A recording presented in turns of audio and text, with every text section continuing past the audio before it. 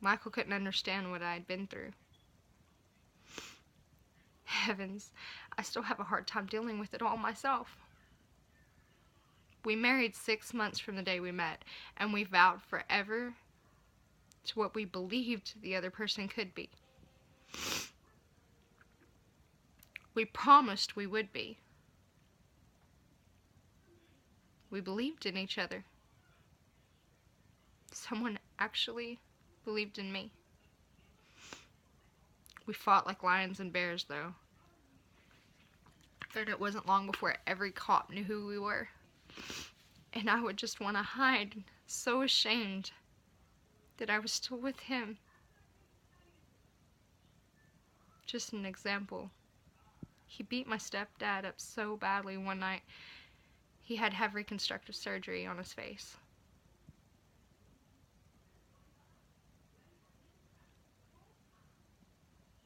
After they answered the phone call, after he answered the phone to them, telling them to come get me, or he was going to kill me.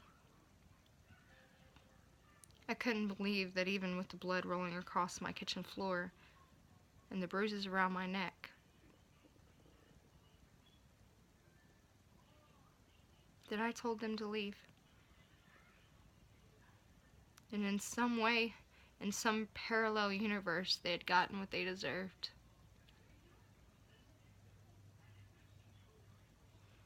At least that's how I was able to live with my choices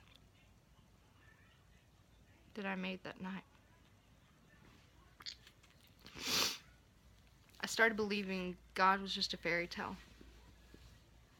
that you were asking me to believe in. My own experiences were nothing more than a damaged child's mind creating hope, a reason to survive. The only light in my life was my children, and I had no means of being able to take care of them on my own. And I had nowhere else to turn. I was petrified of the world.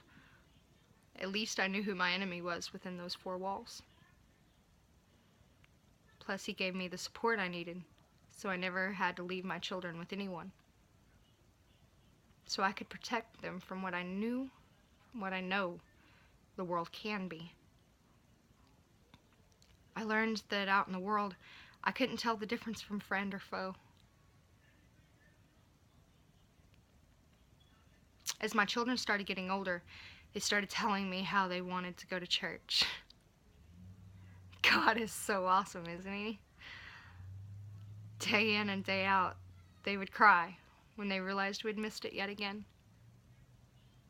So I set out to find one, and quickly learned I had no control over my own children. And I quit trying. I was so very embarrassed. But see, there's this one time when Mikey came to me, and he said, "Can you hear that, Mommy?" I said, "No, baby. What is it?" He said, "Shh. It's in your ears. Can you hear it?" I was like, "No. What is it?" He told me it's the man in the sky, Mommy. And there's many. Can you hear them? They're singing. I straight up just started to cry. It wasn't long after that the pastor found me in a parking lot outside of the Assembly of God. I was crying and in dire need of salvation. I was so very lost. He talked me into coming that Sunday, and then he asked me why my husband didn't come. I answered, knowing that Michael had never gone to any other church I'd attended, that there was no way he would go to a Pentecostal church. But that man just loves to prove me wrong. So that very next Sunday he came. God is just so truly awesome, isn't he? I mean, seriously. Pastor took a real interest in our lives, which surprised me. He pointed out things that gave the devil power in our home. We no longer have wizards and dragons in our house. We were ready. We needed help. I needed help. I needed to be this great mom. And while I was a lot better mom than I had, I was trying my best. But see, when you hate yourself so very much, it's really hard to love anyone else. Sorry, this is hard. I looked at my husband by this point as if he was the sole cause of all the pain I had ever experienced in my entire life. I knew I had to do something. And that's when forgiveness was brought back to the table. I say a prayer with my children every night when I'm sure you all know. Forgive me of my trespasses as I forgive those who have trespassed against me. I can hear this now more than ever. I had to learn to forgive. I opened that journey in the Assembly of God. In front of everyone. I was asked to forgive the people by name. And then I was asked to forgive myself. This was harder than I realized at the time. I mean, how can you forgive when you just can't forget? We gained our third child, Kaylee. And I knew I had to be this absolute great mom. The best mom. I had to be the mom I never had. And honestly, I didn't know how to be. So I opened the case back up that my mom had dropped against her brother, thinking I could find forgiveness if he answered for his crimes. Yet shortly after my trip to Louisiana to meet with the DEA, my whole world fell apart. After one night of drinking, I was looking at a felony, the only friend I had made in 7 years of marriage, and my husband. I really hated him for proving to me I really couldn't trust anyone, not even him. I quit going to church, and I started doing a new drug called K2. The demons had won. I couldn't tell my own thoughts from the mini anymore, but on K2, it didn't matter. I couldn't even talk, more or less think. It made everything go away. The pain of childhood abuse, neglect, incest, and abandonment, my husband's heartless actions, it just didn't matter. Right alongside was my children in tow. This drug made me exactly what I never wanted to be. And I no longer wanted to be a mom.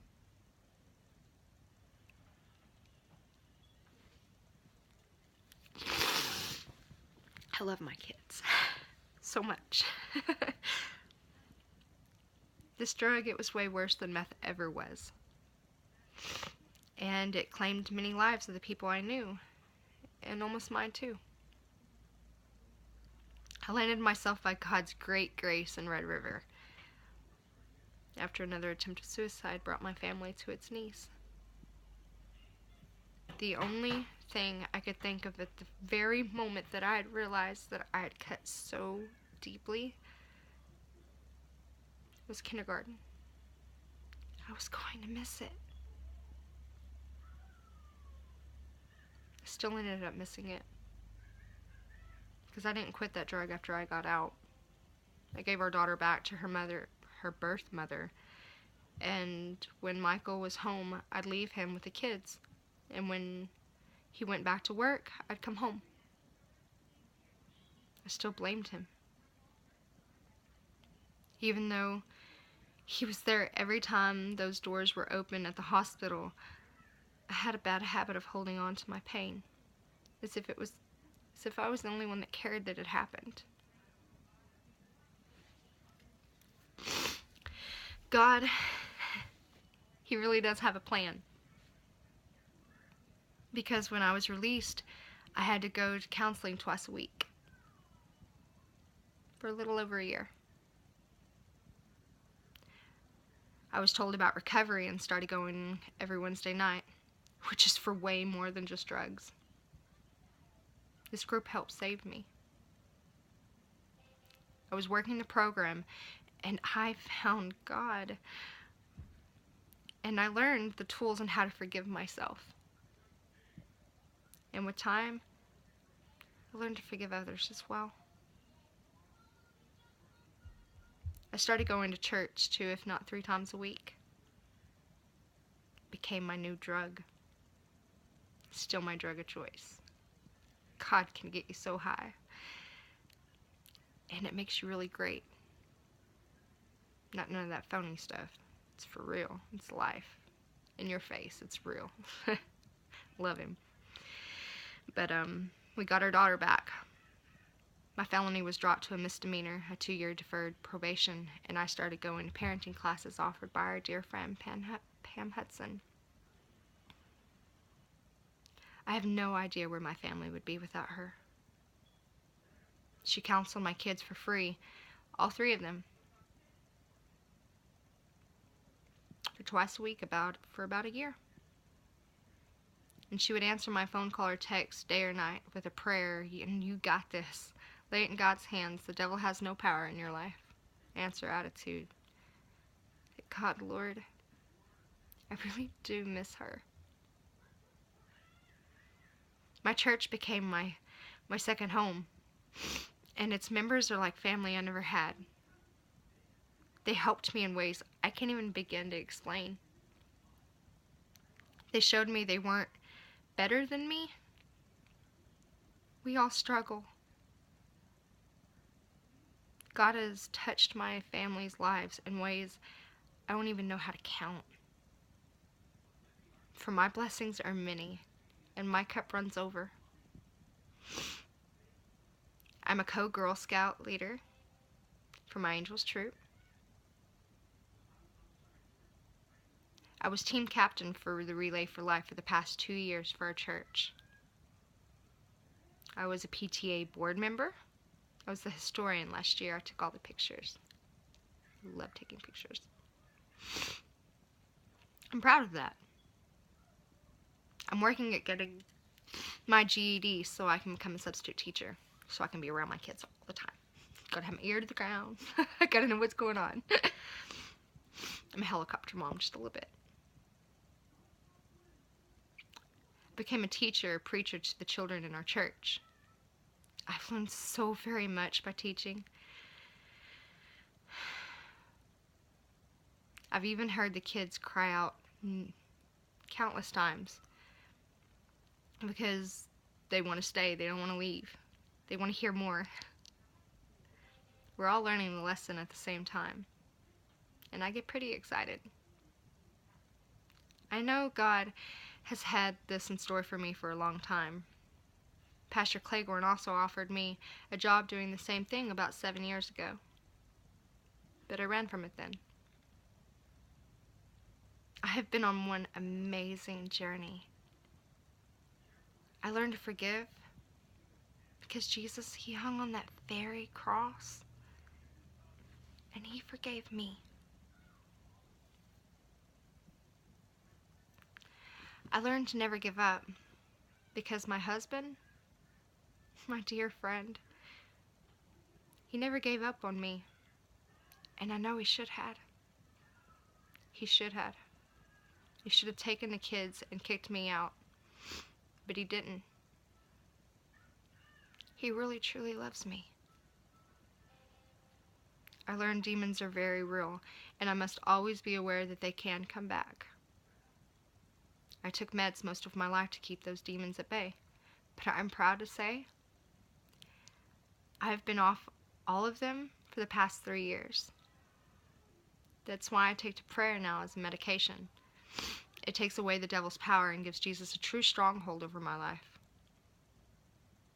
I no longer keep my enemies close. For I now have our Lord, and he is everything in my life. If I feel despair, lonely,